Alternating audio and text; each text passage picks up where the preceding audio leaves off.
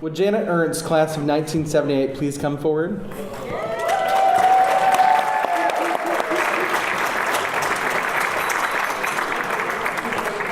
Janet is being recognized tonight with the 2017 Alumni Loyalty Award in recognition of her long and faithful service to Millikin, as well as outstanding community service. It's fitting that the recipient of our Alumni Award embodies loyalty in so many aspects of her life. For example, she retired after 28 years as a social worker at the Illinois Department of Human Services. Even after her retirement, she continues to volunteer at many local agencies that serve people with disabilities. Here at Millikin, Janet has faithfully volunteered at special campus events, served as homecoming reunion chair, and has been a loyal and longtime member of the Alumni Association Board. Not surprisingly, she has also been a faithful donor to the university for more than 35 years. I think that deserves a round of applause for that. President White, it is my pleasure to present Janet Ernst, class of 1978, as the recipient of the Millikin University 2017 Alumni Loyalty Award.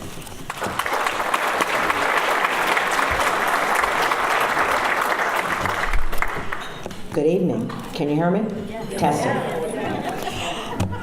First of all, I just want you all to know that I spared the communications and theater departments while I was here, so I will be reading directly from my notes. Let me start by thanking Mandy Padeschi, who nominated me and keeps me in the loop, and Jan DeVore for recruiting me to get involved and continues to foster that spirit of engagement. While I do not feel worthy, I am truly honored and humbled to receive this award. I am in such great company, including a fellow St. Teresa alum, my other beloved alma mater. MU staff make it so easy and fun to help out.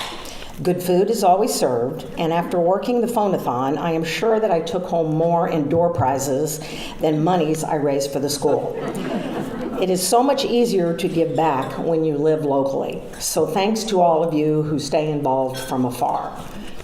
Now for a bit of trivia and history. It's 1974, and Richard Nixon and Gerald Ford were our presidents. Walkie-talkies cost $19.99. I Shot the Sheriff was a rock and roll hit. Rock the Boat by the Hughes Corporation kicks off the disco era. The Great Gatsby and Chinatown are at the movies. All in the Family and Mary Tyler Moore are on TV. Hank Aaron hits his 715th homer. Actor Leonardo DiCaprio is born. And yours truly is deciding on college. Now, being a townie and hailing from a small Catholic high school, I feel that it's best to go away for college. Even though my mom, Marie Alice Ernst Rademacher, was class of 49 and a Zeta. Cousin Bill Ernst was class of 51. Uncles Bob and Butch Ernst, Delta Sigs, here in the 50s. I still felt I needed to leave. Speaking of family, after me, a younger sister, Mary Ann, also a sorority sister, a brother-in-law, nephew, and niece-in-law, the Ferriozzi faction, were all here carrying on the tradition. So I'm in St. Louis and soon to be dealing with a broken heart, compliments of my high school beau, and developing a serious case of mononucleosis.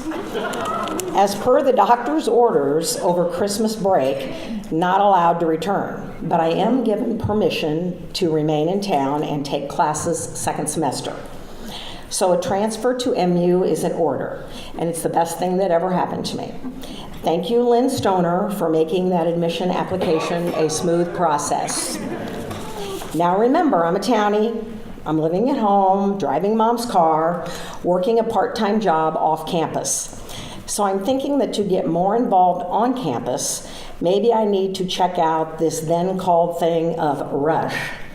Not that I would ever abandon my subrat roots, short for Student Union Building, pre-Richard's Treat, and now this gorgeous Commons. I pledged Delta, Delta, Delta, and while I truly liked all of the sororities, the Deltas became my campus family and are still family today. Some are even here tonight. Thanks, girls, you are the best. I also became an HEO sister, encouraged by fellow townie Tim Cox.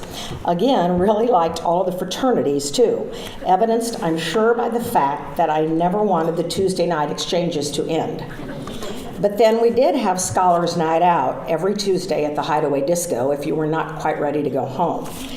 Many Decatur establishments featured that theme since there were no classes then on Wednesday unless you had a lab. Thankfully, I only had one lab in 4 years. And I cannot sell the guys short from William Hall and the West Eldo Street White House because equally fun times. Now, many of my academic hours were spent on West Main Street in the now defunct psych annexes, as they were so finely called. The Soc and psych departments were incredible. I could not have had my long and rewarding career in social work without them. However, I barely passed Dr. Gordon Forbes's psych statistics, math not being my strong point. Now, I'm embarrassed to admit that since I'm surrounded by all these math geniuses tonight. Thank you, Dr. William Ferris, for having the coolest classroom in Schilling, and by giving me those 2 A grades in Spanish, making that the only course that I got 4 years of straight A's in.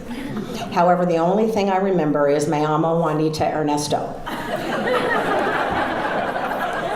Thank you, Dr. Graham Provan, for making European history so...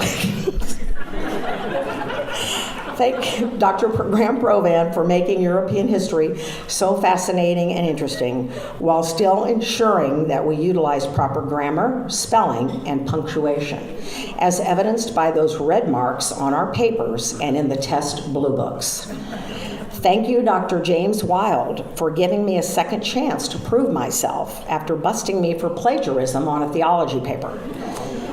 Thank you, Orville C. Hayes, aka Captain Millikin, for making sure that I got home safely at night while trudging across campus in the knee-deep snow. Thank you, coaches Ralph Allen and Carl Pelker, for teaching winter terms fitness for life. I promise to put those skills to good use again someday. And thanks for voting me in as your Greek goddess the spring of '78. I was honored and humbled, but I will not be sporting that toga this weekend. While on the spring of '78, it would be a good time to close, as when I was graduating and the time for Grease and Animal House at the movies, Dallas and WKRP on TV. The Bee Gees ruled the charts, with albums being released by Dire Straits and Bruce Springsteen. Affirmed wins the Triple Crown, 3 crown winners in the '70s. The Garfield comic strip debuts, terrible blizzards, but MU only cancels class once. The ice storm hits, conveniently I'm on spring break in Fort Lauderdale.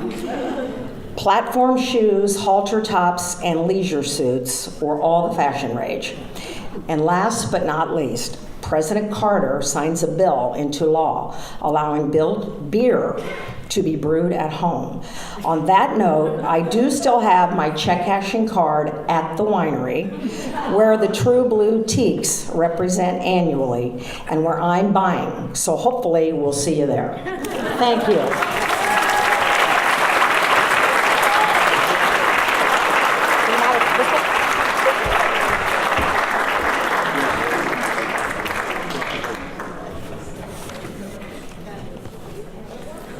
Thank you, Janet.